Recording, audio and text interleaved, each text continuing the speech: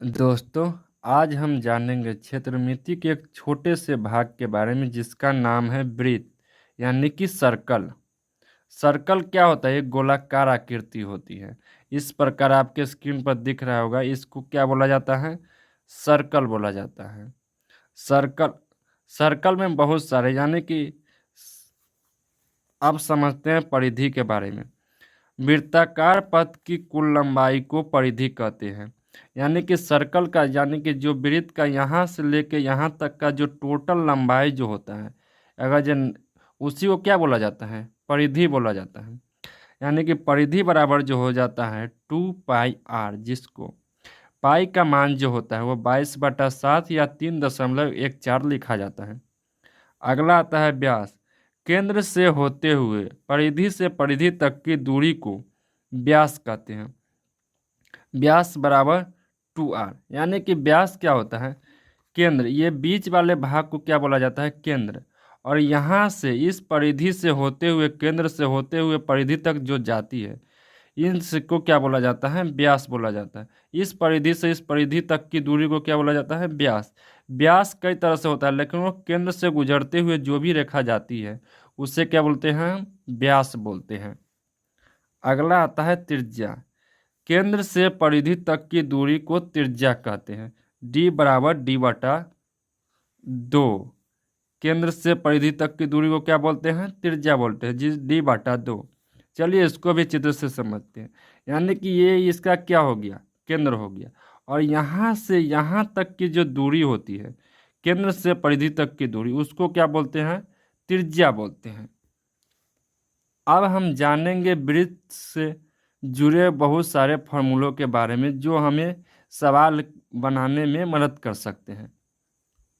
आपका पहला फार्मूला आता है वृत्त का क्षेत्रफल क्या होता है? πr²। दूसरा है त्रिज्य खंड की चाप की लंबाई क्या होता है? 2πr θ/360 degree. अगला है त्रिज्य खंड का क्षेत्रफल πr² θ/360 डिग्री।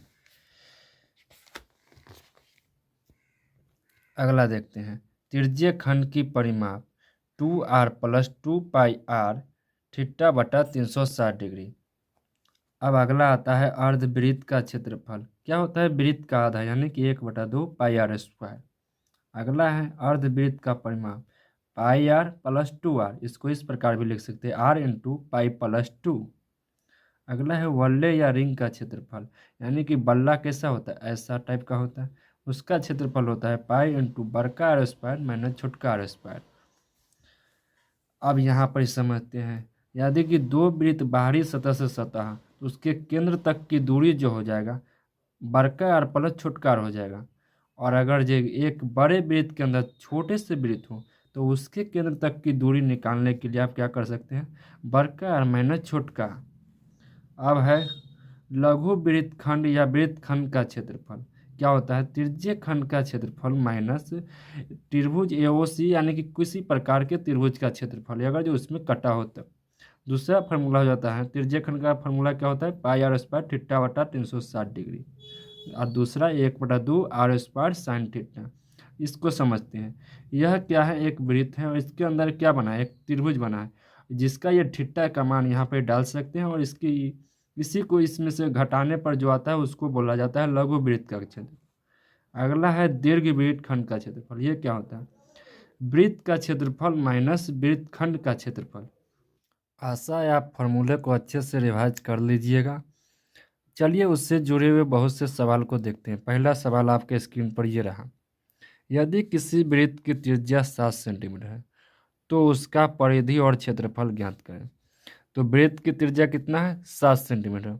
तो क्या निकालेंगे? पहले वृत्त की परिधि क्या हो जाएगा? 2πr यानी कि 2 गुने पाई का मान हम कल बताए थे 22/7 गुने 7। तो इससे ये कट जाएगा, कितना आ जाएगा? 44 सेंटीमीटर। अब क्या लिखेंगे? वृत्त का क्षेत्रफल क्या हो जाएगा? πr²। पाई का मान 22/7। r² का मतलब होता है 7 गुने 7। तो एक 7 से एक कट गया तो 22 × 7 = 154 centimetre square. This is answer. ये रहा दूसरा क्वेश्चन। 6 सेंटीमीटर त्रिज्या वाले एक वृत्त के त्रिज्य खंड का क्षेत्रफल ज्ञात करें जिसका कोण 60 डिग्री। यानी कि आपको थीटा कितना दे दिया, 60 डिग्री, और आर कितना हो गया, 6 सेंटीमीटर। तो त्रिज्य खंड का क्षेत्रफल, त्रिज्य खंड का क्षेत्रफल क्या होता है, पाई आर स्क्वायर थीटा बटा 360 डिग्री। तो पाई के मान कितना रखेंगे, 22/7 गुने 6 और थीटा का मान कितना रखेंगे, 60 डिग्री और बटा 360। एक जीरो से एक जीरो कट जाएगा, इन दोनों 6 से ये पूरा 36 कट जाएगा। तो क्या आ जाएगा, 22/7 गुने 6। तो टोटल गुना का क्या आ जाएगा आपको, 132/7। इसको आप क्या लिख सकते हैं, 18.6/7। चलिए इस क्वेश्चन को समझते हैं। तीसरा क्वेश्चन आपका ये रहा। दो वृत्त की त्रिज्या क्रमशः 19 सेंटीमीटर एवं 9 सेंटीमीटर है। तो उस वृत्त की त्रिज्या ज्ञात करें जिसकी परिधि इन दोनों वृत्तों की परिधियों के योग के बराबर। जब भी आपको ऐसा बोल जाए दोनों परिधियों के योग के बराबर, तो उसमें ज़्यादा कुछ नहीं, आपको सीधा निकाल देना है R = R1 + R2, यानी कि 19 + 9 सीधा कितना हो जाएगा, 28 सेंटीमीटर। आपको जब भी ऐसा क्वेश्चन है सीधे दोनों को जोड़ दीजिएगा, वही आपका करेक्ट आंसर हो जाएगा। चलिए इन सवाल को समझते हैं। दो वृत्तों की त्रिज्या क्रमशः 8 सेंटीमीटर और 6 सेंटीमीटर। तो उस वृत्त की त्रिज्या ज्ञात करें जिसका क्षेत्रफल इन दोनों दिए गए क्षेत्रफल के बराबर है। तो ऐसे सवाल के लिए आपको ज़्यादा दिमाग लगाने की जरूरत नहीं, सीधा इसका स्क्वायर रूट निकाल दिए। R = R1² + R2²। R1 कितना हो गया, 8² + 6²। 8² 64 + 36 रूट अंडर हो जाएगा आपका 100, 100 का 10 सेंटीमीटर। This is answer. चलिए इस सवाल को समझते हैं। एक कार के प्रत्येक पहिया का व्यास 80 सेंटीमीटर है।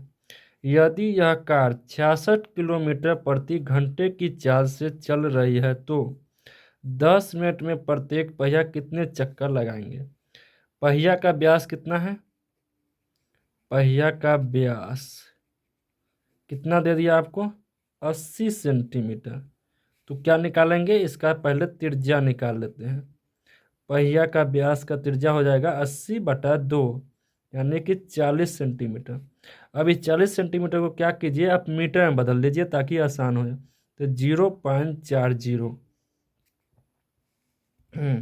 मीटर में बदलने के लिए ज़्यादा नहीं, 100 से भाग देना होता है। ठीक। अब निकालते हैं एक चक्कर में तय की गई दूरी। एक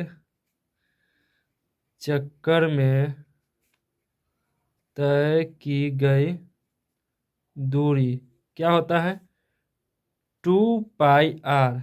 तो 2 गुने 22/7 गुने आर आपका कितना है, 0.40। अब निकालते हैं 10 मिनट में तय की गई दूरी। क्या लिखेंगे, पहिया द्वारा 10 मिनट में तय की गई दूरी क्या हो जाएगा, यह हो जाएगा, यानी कि कितना दिया हुआ है आपको, 66 किलोमीटर। कितना चलता है, 66 किलोमीटर। 66 गुने 1000, यानी कि मीटर में बदलते हैं तो कितना हो जाएगा, 1000 गुने समय 60 और इंटू 10। इसको ऐसे ही रहने दीजिए।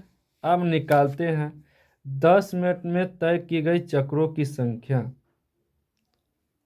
10 मिनट में तय की गई चक्रों की संख्या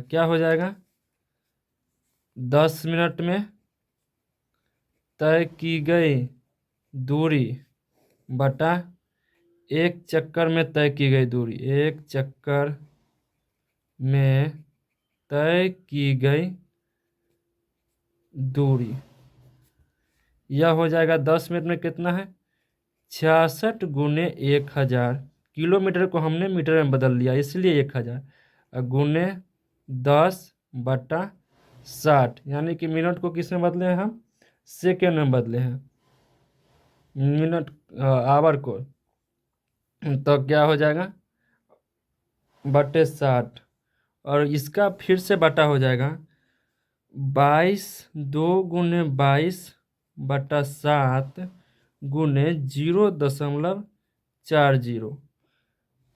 चलिए अब यहाँ पर इससे आप काट खूट करके कैलकुलेशन करके जब आपका फाइनल आंसर आ जाएगा 43.75, ये रहा आपका फाइनल आंसर।